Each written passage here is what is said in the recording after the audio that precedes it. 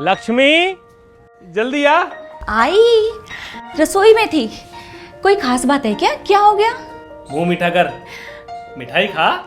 किस खुशी में? क्या हो गया बताओ ना। अरे सुनेगी तो तू भी खुश हो उठेगी। तो बताओ ना जल्दी।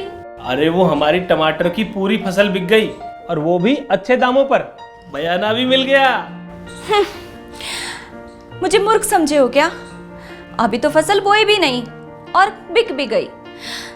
बना रहे हो मुझे? ना ना, अरे बनाने वाली कोई बात नहीं है, सच्ची। अरे वो टमाटर से सॉस केचप बनाने वाली कंपनी है ना, उन्होंने करार कर लिया है। अभी समझौते पर दस्तखत करके आ रहा हूँ। इसका मतलब क्या हुआ?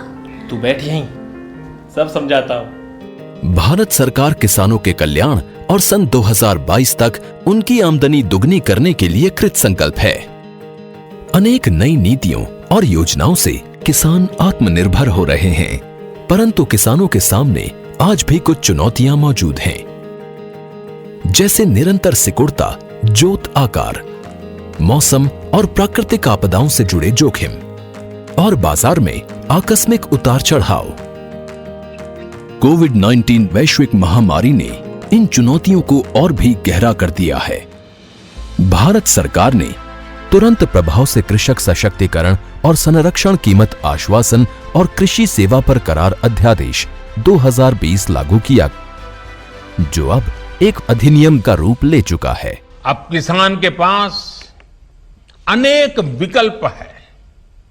अगर वो अपने खेत में ही अपनी उपज का सौदा करना चाहे तो वो कर सकता है, या फिर सीधे वेयर हाउस से इनाम से जुड़े व्यापारियों और संस्थानों को जो भी उसको ज्यादा दाम देता है उसके साथ फसल का सौदा किसान कर सकता है।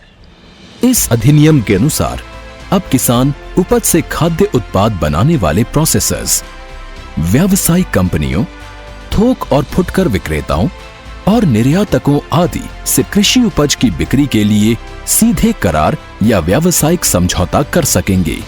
ये करार फसल की बुआई से पहले भी हो सकता है। उपज की बिक्री का करार हो जाने के बाद किसानों को निर्धारित दाम पाने की गारंटी मिलेगी। उन्हें करार में बांधा नहीं जा सकेगा। वे बिना किसी पेनल्टी के करार से निकलने को स्वतंत्र होंगे। करार सिर्फ किसानों की फसलों का होगा, जमीन का नहीं। इसलिए जमीन की बिक्री, लीज और उसे गिरवी रखना पूरी तरह से मना है। आवश्यक कृषि आदानों यानी इनपुट्स उपलब्ध कराने की जिम्मेदारी करार करने वाले व्यक्ति या संस्थान की होगी। करार करने वाले व्यक्ति या संस्थान द्वारा उपयुक्त कृषि मशीनरी तथा उपकरण की व्यवस्था की जाएगी। समय समय पर किसान को तकनीकी मार्ग निर्देशन और सलाह उपलब्ध कराई जाएगी और फसल के जोखिम की पूरी या आंशिक जिम्मेदारी उठानी होगी। अधिनियम के अनुसार फसल की भली प्रकार से देखरेख, तुड़ाई या कटाई की जिम्मेदारी किसान की होगी। फसल उत्पादन के दौरान फसल पर किसान का मालिकाना हक बना रहेगा। फसल का बीमा कराया जाएगा और आवश्यकता होने पर किसान वित्तीय संस्थानों से ऋण भी ले सकेंगे। इस अधिनियम से कृषि उपज की गुणवत्ता में सुधार होगा, जिससे उत्पाद भी उन्नत स्तर के बनाए जा सकेंगे, जो विश्व बाजार के मानकों पर खरे उतरेंगे। एक सप्लाई चेन विकसित होगी, जो भारतीय कृषि और किसानों की विश्व बाजार में पैठ बनाने में सहायक होगी। बड़े कॉरपोरेट के साथ मिलकर कई राज्यों के किसान सफलतापूर्वक गन्ने, कपास, चाय, कॉफी जैसे उत्पाद प्रोड्यूस कर रहे हैं।